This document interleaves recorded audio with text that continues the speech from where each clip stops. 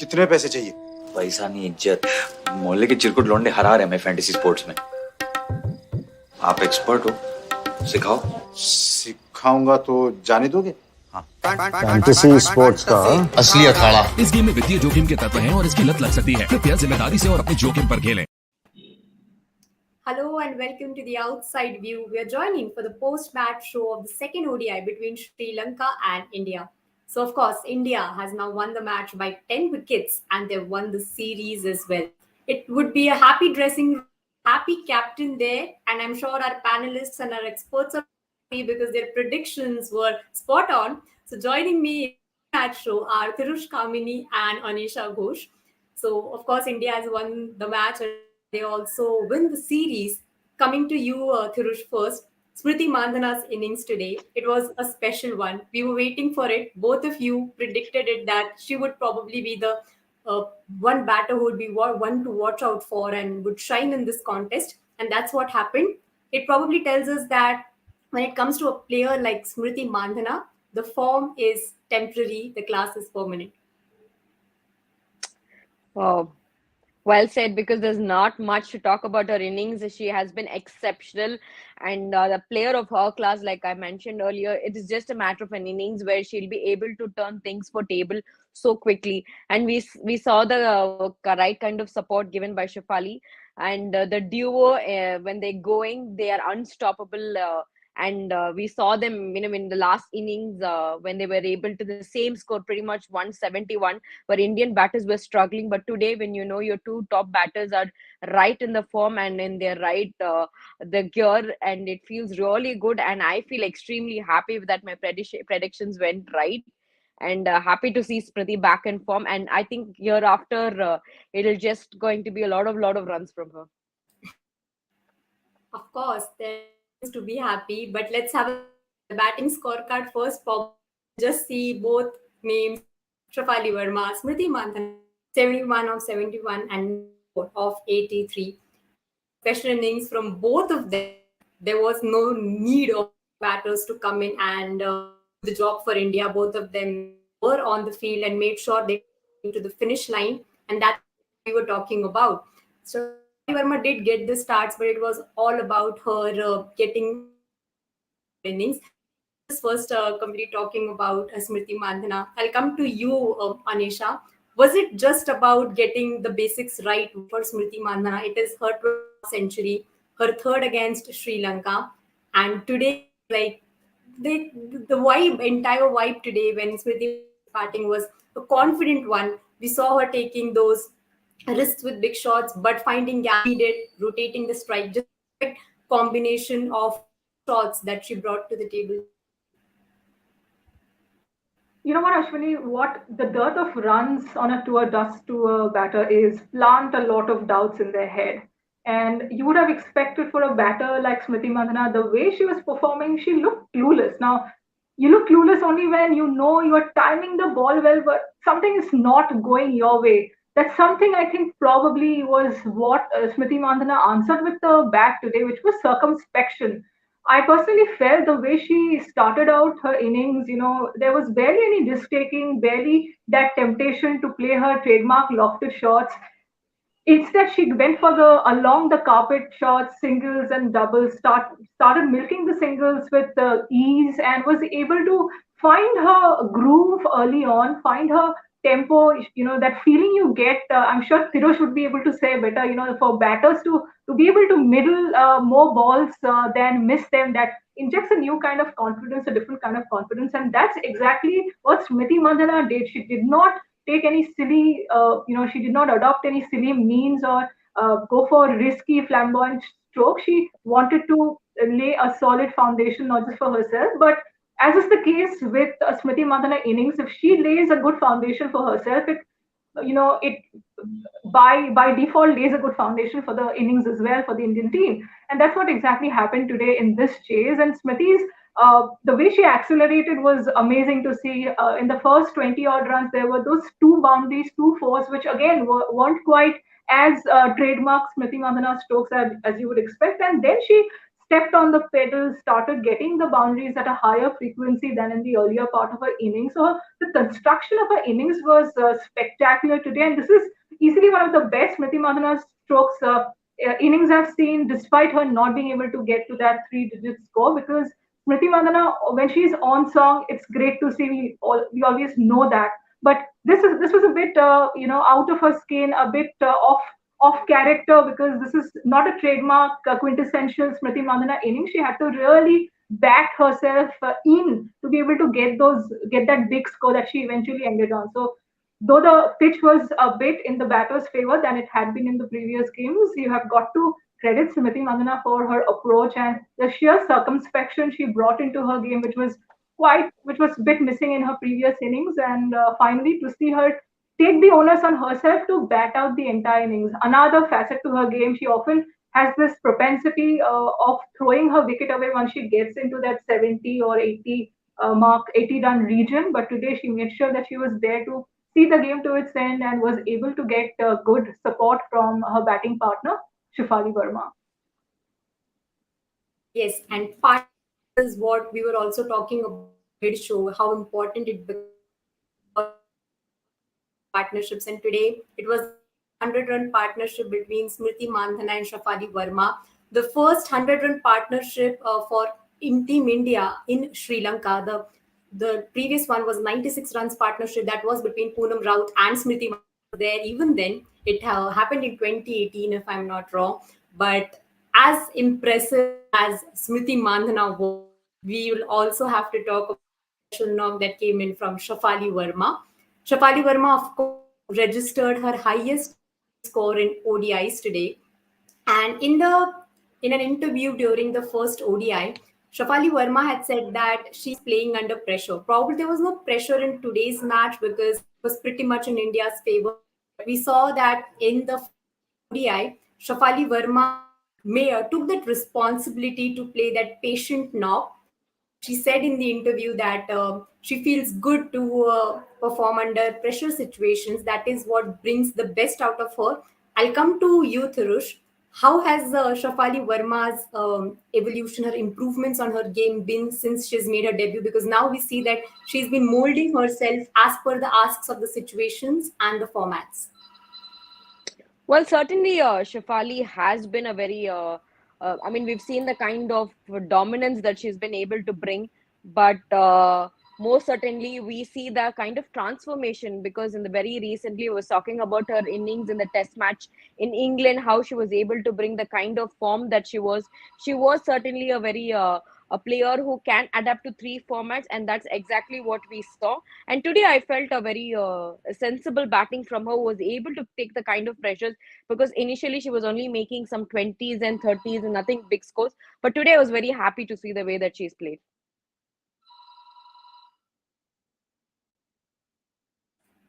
Well, of course, it was a treat to the eyes for all the Indian fans when Smriti and Shafali Verma just came that wonderful innings, took the team to. But of course, talk for Shafali Verma's innings. She played the lines and lengths very well today. She brought up that shots as well. So a lot of positive signs coming in from the way she's carried her, Annesha. Absolutely, you've got to admire the way or the confidence with which she was playing those dill scoops, the accessing the reverse sweep, so to speak. We want more of that. I mean, India would want more of that out of a player like Shafali Verma, because she has the power, we know. So it's not difficult for her to clear the cover region with ease, or even the boundary all along the ground. But the reverse sweep is an area where batters who have reached a certain stage in their careers look to access, try to bring out their imagination, inject some more inventiveness in their stroke play. Alisa Healy, just around the start of the 2020 T20 World Cup, she said she wanted to become a 360-degree batter. And in today's day and age, you've got to have those shots in your arsenal. The England team as a batting unit, they play the sweep, the reverse sweep really well. We do not see a lot of Indians play that stroke. Smriti Mandhana attempted one today, did not quite get the result she wanted of it, but it was good to see Smriti Mandhana do that. And the same applies to a young batter like Shafali Verma. It says that she's not getting, comfortable or getting stuck in the idea of her being this big hitting phenom that she has established herself to be, and is not falling a prisoner to her own image, which is great on the part of a young batter to be constantly looking to evolve herself, work on herself. So that was really good to see. Yes, both Smriti Mandhana and Shafali Verma, mind you, got reprieves, two apiece. Smriti Mandhana on 50 and 77. Shafali Verma was lucky on 39 and later on 55, which added to Sri Lanka's woes and made things easier for both batters, especially Shafali Verma, because you could see she was getting restless in patches to play her natural stroke play. But I'm interested to know, maybe we'll get to know at the post-match press conference, what the conversation between the two batters had been like going into this chase, because we've spoken a lot about how both these openers were looking for the big runs. They got starts, but were constantly squandering them. So there must have been a concerted effort, a good huddle talk, a good pep talk, or just something. Must have some conversation must have been had over a cup of coffee or a soda. Say, okay, let's do it. We are not playing our characteristic game. Let's just go out there, enjoy ourselves, take minimal risks, and ensure that we get to that chase without much of a faltering, which is exactly what she did. And Shafali Verma, being the younger counterpart, younger member of the duo, I think she did really well and should take a lot of heart from the fact that this is the highest international score. She's also coming, through a phase where she was going through a bit of an up and down run herself across limited overs formats. So it would really inject a lot of confidence and a good feeling about her own style of play. You of course spoke about what the conversations would have been, and we're all excited to know, because we all wanted that to come in, because we saw that both Shafali and Smriti were getting a little bit of starts. They were looking good, but it was today when they got back their rhythm, the way we watched them attack with their attacking game, helping India to win the game. But before we move on to what went wrong for Sri Lanka, let's also discuss about the skipper Harmanpreet Kaur there. She became the full-time captain of Team India after Mithali Raj retired from international. And now, as a full-time India, she won the T20I series, won the ODI series as well. On her captaincy so far, Thirush, the way you've seen her carry and go forward. Well, Harman has been a very the person who's absorbed the pressure really well, because being a full-time captain was something that we saw how she was able to do it. And right after the T20, we saw her being a captain for the T20 format, and she was able to bring the best out of the players. But seeing her the first time as an ODI captain, a lot of expectations must have gone, and a lot of people will be unknowingly trying to compare her captaincy with Mithali Dee's captaincy. But no doubt she did a fantastic job by trying to utilize or trying to bring the best out of every player. That is what we would expect. And being the Team India's full-time captain, you want to see, I mean, especially when India is in the form of trying to evolve themselves or have a new combinations that are going, you want to ensure that everybody gets the right amount of opportunities and also being to explore themselves. So I think I'm happy to see the way she is shaped up as a captain and giving the kind of confidence that is required for her players, and also bringing the best out of them.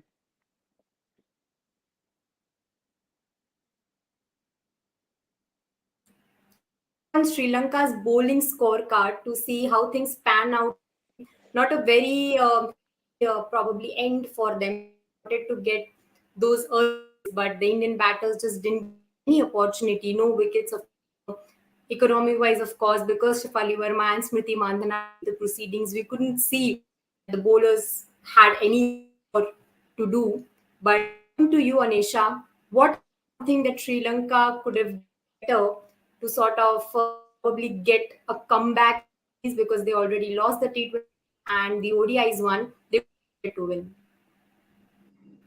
Well, in terms of making a comeback in this series, all they have got to do now is go for that consolation win, which is what they should be trying, knowing that they were able to avert a clean sweep in that T20I leg of the tour, courtesy again a Chamari Atapattu special through the 80-run odd unbeaten knock that the Sri Lankan captain. Uh, came up with. The same has to happen. Otherwise, you don't really see with this Sri Lankan lineup.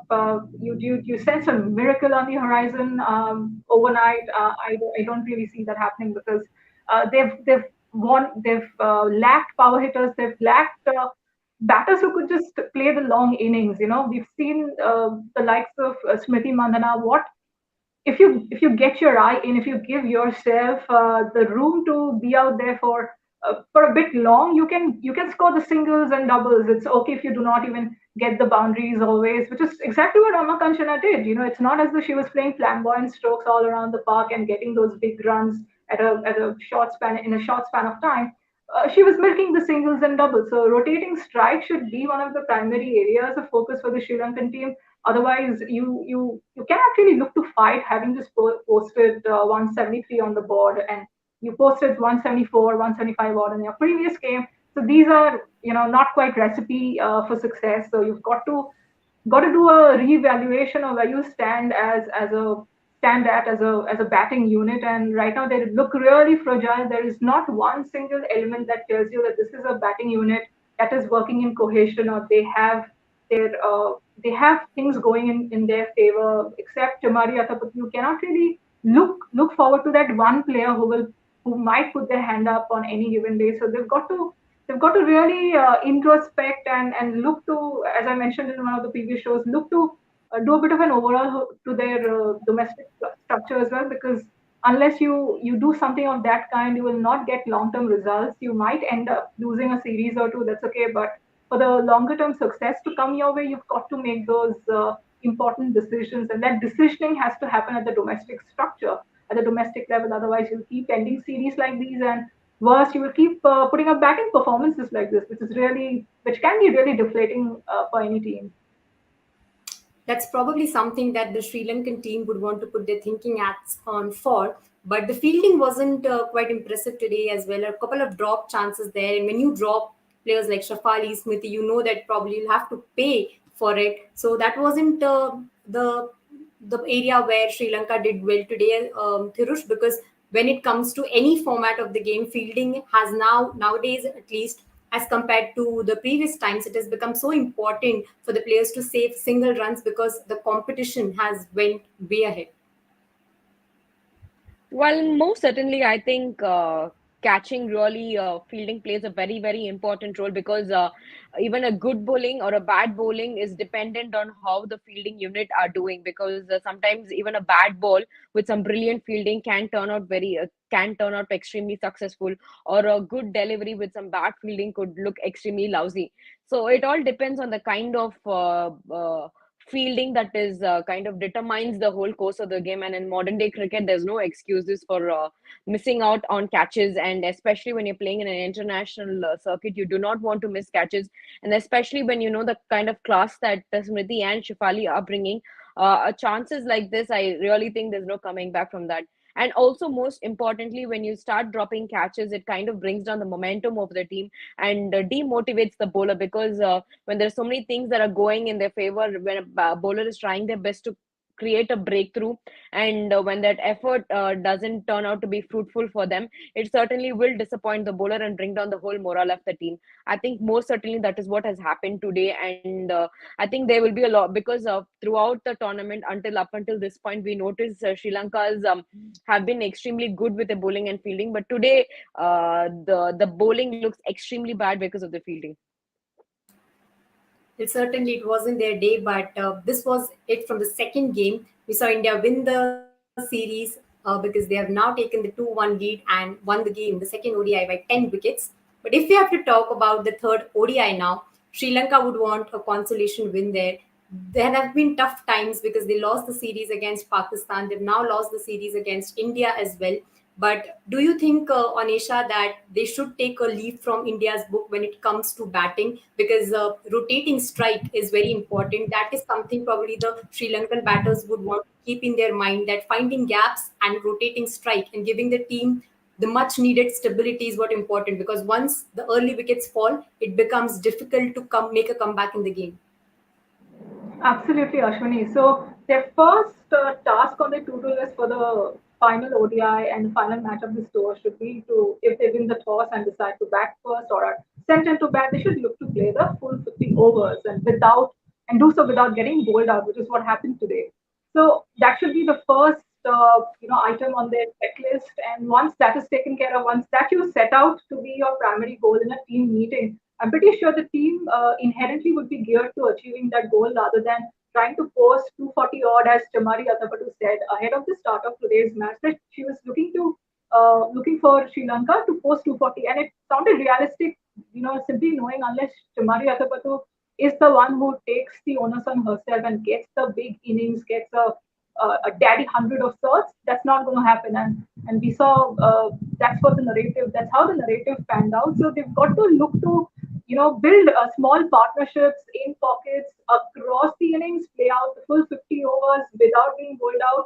If they do that, they will not only allow themselves a higher chance of getting close to that 200-run mark, and who knows if there are sizable partnerships like we saw in one of the T20, I think an 87-run opening stand they had between Vishmi Gunaratne and Chamari Athapattu. So if they go on to have that sizable a partnership or even a century stand for that matter, they could potentially then look to get to close to a 240 or 250. But otherwise, starting out with the intent of getting 240, knowing you don't have the batting resources within your squad to get to that mark at the very outset, I think that would be living in a bit of a fool's paradise, so to speak. So they've got to be realistic in their target setting. Once that is taken care of, I think the small things, the fundamentals like strike rotation, making sure that you look for that boundaries once you have laid the foundation, as Smriti and Shafali showed today, that's going to take care of itself. But you've got to be very, very realistic about the target you set for yourself, knowing you don't really have a series to save. All you can do is look for that consolation win and get crucial IWC points, because right now we've had 5 teams play in the ICC Women's Championship 2022-2025 cycle. India have shot up to the number 2 mark, and Sri Lanka will perhaps languish at the bottom should they concede a clean sweep. Lot of things for Sri Lanka to think about. But speaking of India, we were always having this discussion that probably India is winning, but they haven't looked more convinced. But from the second ODI, we can very much say that India would be happy with the sort of all-round performance that they put forward, Thirush. Well, they would be happy with the kind of all-round performance from all the youngsters, because they have stepped up time and again, and it's good to see the players are taking the responsibilities and capitalizing the opportunities that are given to them. And today, no doubt, right from the moment, be it the batting or the bowling, I think it will be an overall happy dressing room, and very happy to see the way the Indian team are shaping out to be. So, do you looking forward to any changes, Annesha? Because of course, it's the third ODI. India already has won the series. Sabineni Meghna, Jemima Rodriguez, Poonam Yadav were on the bench. Do you expect any changes from India? Of course, probably. I would love for India to give some sort of a semblance of a chance to Poonam Yadav, simply because I'm pretty sure she must have bitten off all her nails sitting on the bench. So might as well give this, once premier bowler of the Indian attack some chance to get her confidence back and just see how she goes about her business. Maybe she's really not in form. Maybe her form in the net doesn't inspire much confidence in the captain, in the team tank, or the management. But it would be nice for her to get an opportunity, knowing that you have enough backups in your bowling lineup in the form of part-timers to fill in for her should she go for runs at the very very start of a bowling inning. So that's a bit of a fail-safe that India have given themselves to their use of as many as 7, 8 bowlers. Richa Ghosh is also another bowling option that they have not utilized so far. So they have as many as 9 bowling options in a playing 11, which is mind-boggling for any cricket team to have. So maybe giving a bit of a chance to Poonam Yadav. I mean, this is like a poll question you should put out. Should India give a chance to Poonam Yadav? And it would be interesting to see what the Poonam Yadav fans or the general cricket followers, casual fans alike have to say about the once lethal premier leg spinner that India had, who seems to be going through a bit of a downish phase. So for her to be able to get some confidence under her belt would be really nice, especially considering the Commonwealth Games are really around the corner. It begins later this month.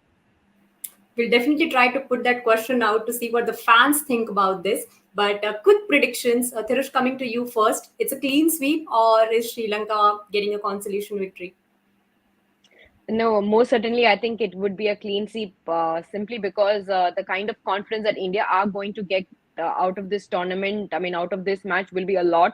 And just not in terms of a batting, but also there has been a good performance from the bowling unit as well. So I think a lot of confidence will be carried forward. And I'm sure they want to finish the tournament with a high note. And with the IC, I mean, the championship points are up for grabs. You really do not want to give a consolation win to Sri Lanka. So I think most likely it will be a clean sweep for me.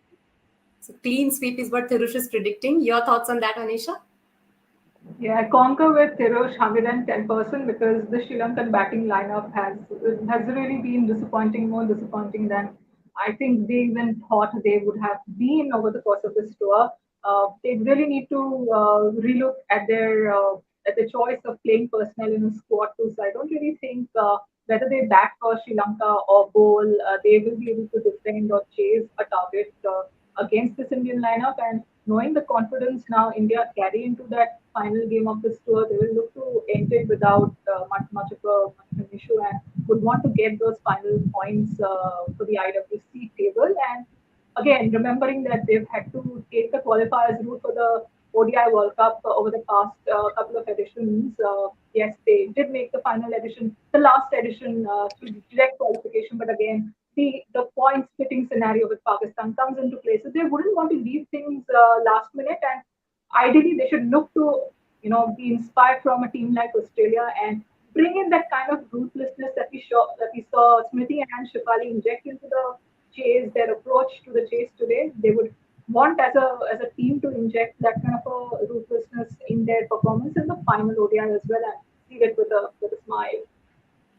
Okay, then. Once again, both our experts are on the same page. They have predicted that it's going to be a clean sweep. So let's find out what happens when we meet for the third ODI, which is to be played on 7th of July. So Sri Lanka and India, of course, will lock horns with each other for the third and the final ODI on 7th of July. We'll join you for the pre, mid, and post shows of that match as well. So until then, you stay tuned to Women's Cricket Zone for all the updates on women's cricket.